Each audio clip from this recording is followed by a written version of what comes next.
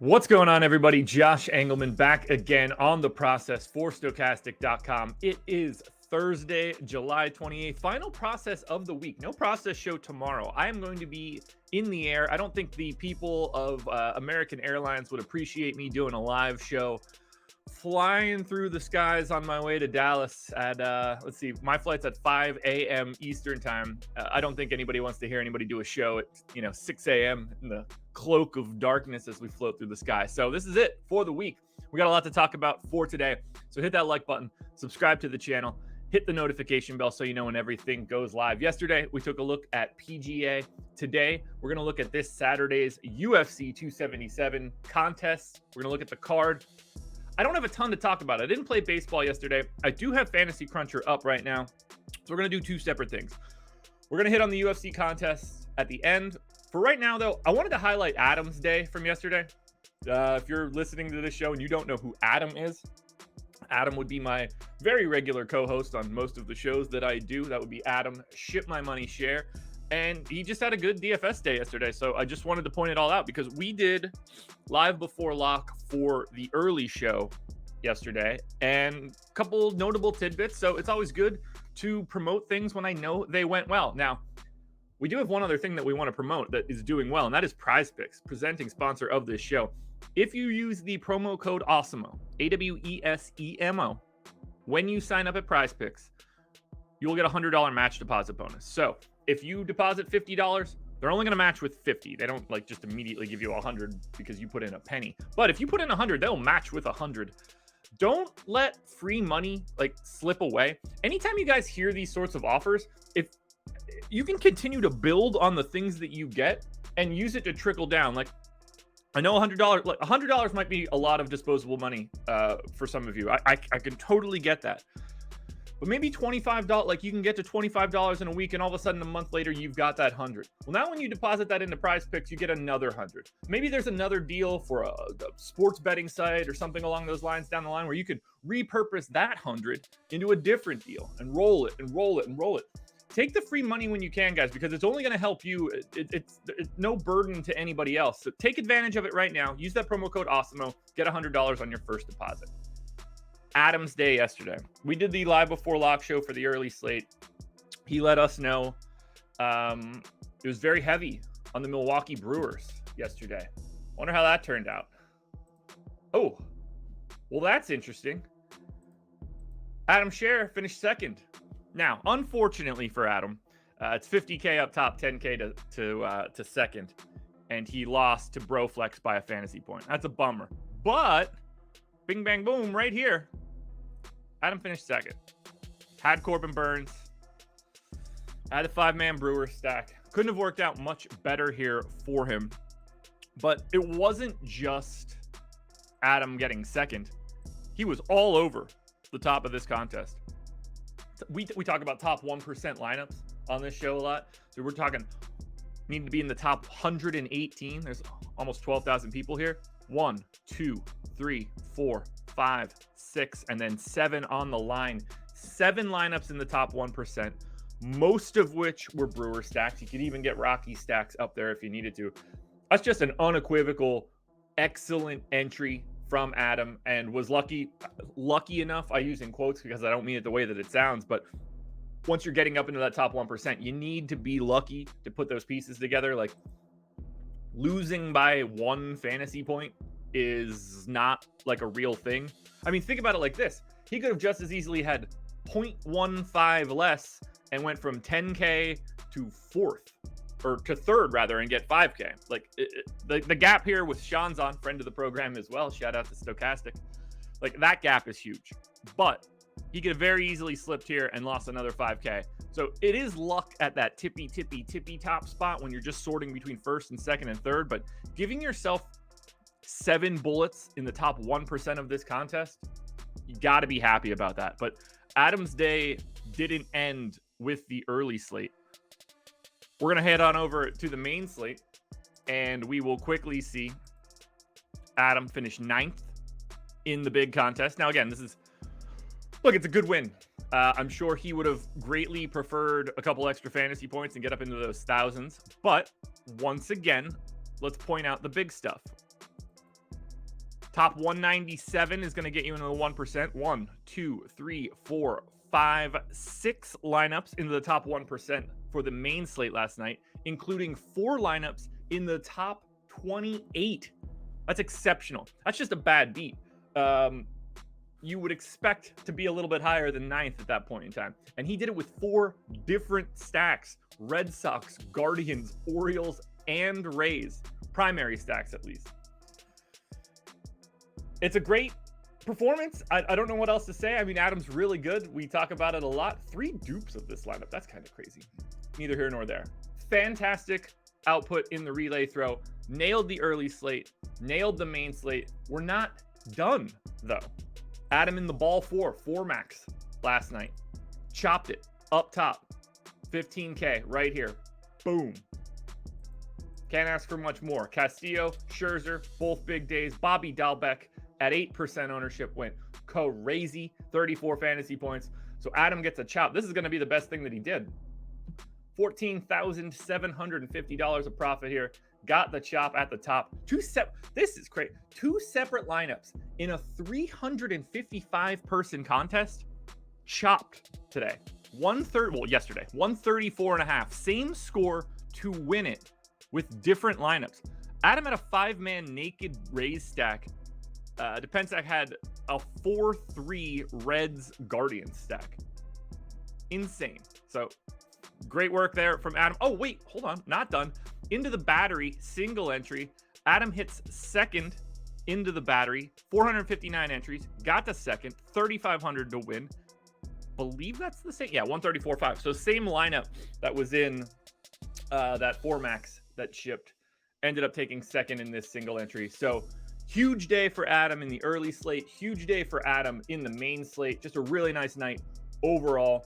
I didn't play, so I wanted to highlight something good, and Adam absolutely cleaned up yesterday. You guys should be following him at ShipMyMoneyDFS on Twitter.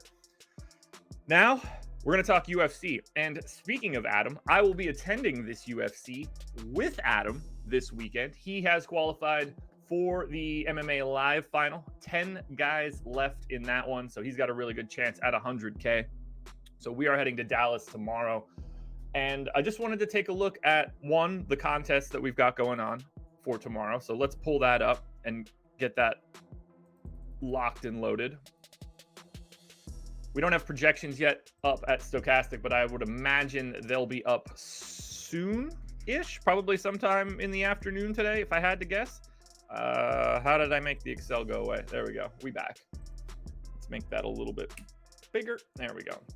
So the big contest that we have, I don't even have this sorted correctly. The big contest that we have going for Saturday, unsurprisingly, the UFC 277 special. This is the big buy-in. This is the big payout structure.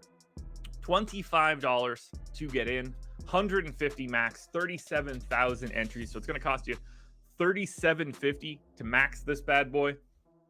You're going to have 0.4% of the entries when you're in this contest, which means I don't want to say that it's soft, because that is the wrong way to describe it, because $3,700 to max it is going to narrow the field quite a bit. But you will get a lot of single bullets and, 2 entries type contests here. So the true stars and the true pros entering this contest can only make up so much of the entry field. Like, even if you say there's 100 people that are going to max this contest, and I don't even think that's right, that's still only 40% of the entries. There's a lot of weak entries that are going to get put into this contest. A lot of people playing, look, if it's a heavy chalk night, it's just going to be gross for most of the pros. The more we get some of the underdogs winning here, you're going to see the pros climb to the top because of that. 51 times you're buying if you get a top 1% entry here. 60% of the prize pool gets paid out to the top 1%. The swings are going to be massive here. On the days that you don't get it, basically on the days that you don't win or at least get somewhere into that top 10, you're going to get cleaned out because there's no way to make that money back. If you're not in the top 1%, we're putting 40% of the, think about it like this, because I talk a lot about 60% of the prize pool here going to the top 1%. That means 40% of the prize pool goes to, in theory, the other 99%. But what we're really talking about is the top 2 to 24% gets the other 40%. That's awful. Awful. So you're dead in the water if you're not at the top, but that's just sort of how this works. If $3,750 is too much for you, and I assume that it is for most people, that is a healthy amount of money. Check out the Haymaker. It's a great contest. It looks very similar to the Birdie for PGA. It's a $3 buy-in, 20 max, 23,000 entries, 60K prize pool.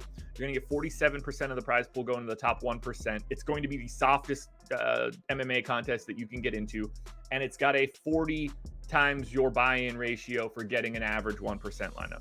Just, I can't stress this enough. If you're a lower dollar player, I would really want to get into the Haymaker. In MMA, you've got plenty of time to create your lineup. So if you're more of a hand builder type, the type of person that wants to play like 1 or 2 or 3 lineups, something like that, you've got time to build 20 if you really wanted to.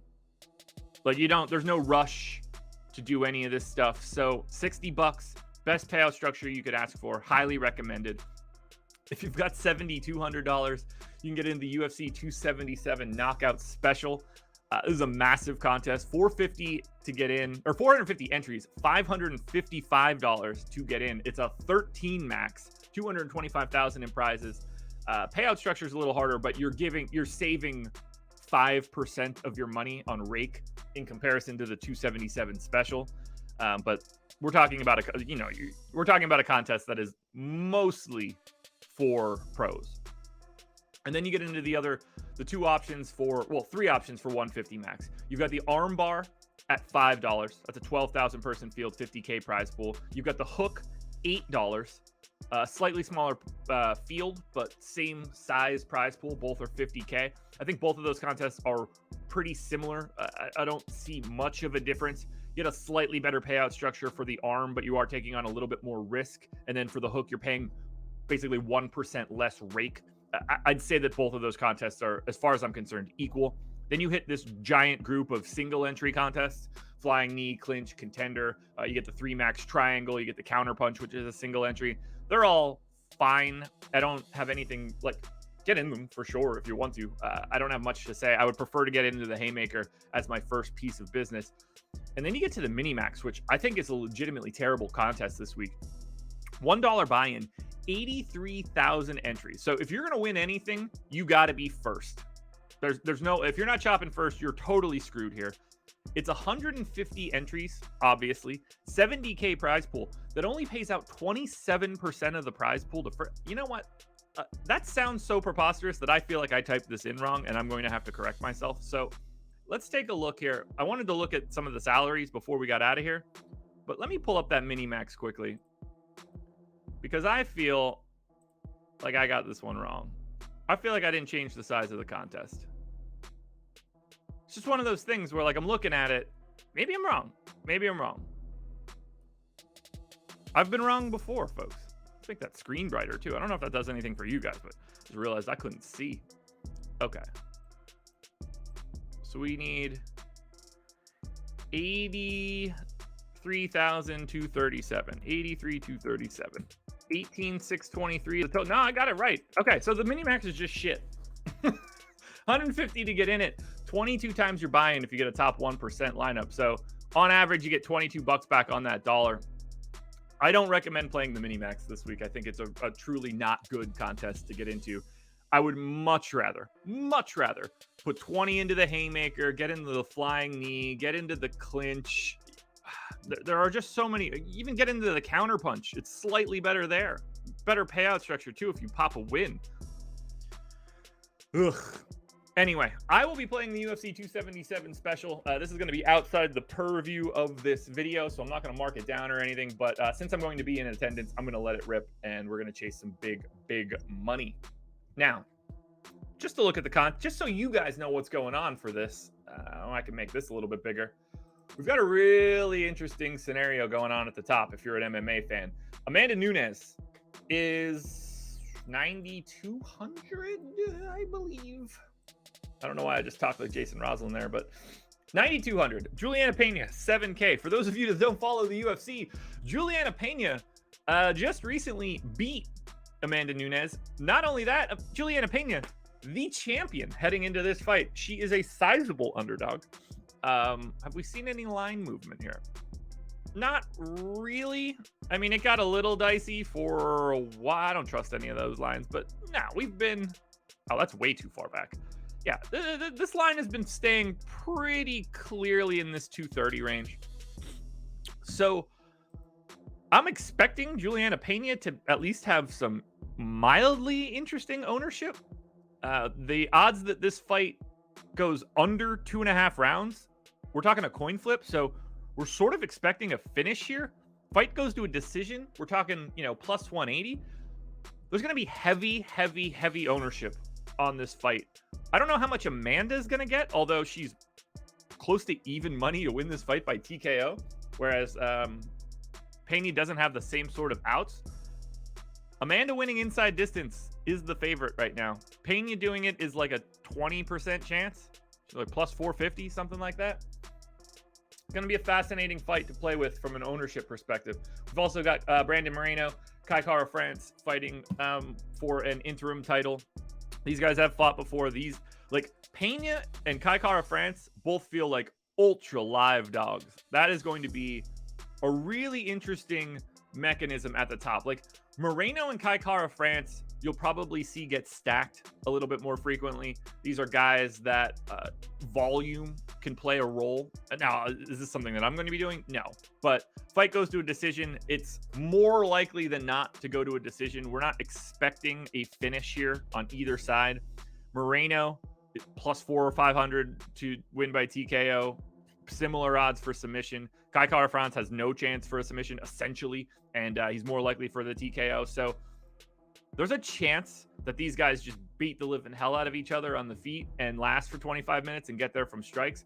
Nunez Pena, I would be truly shocked if the two of them could end up in an optimal. You would need like a really late Amanda Nunez finish, but at 9,200, I don't see it. So pay attention to those sorts of things.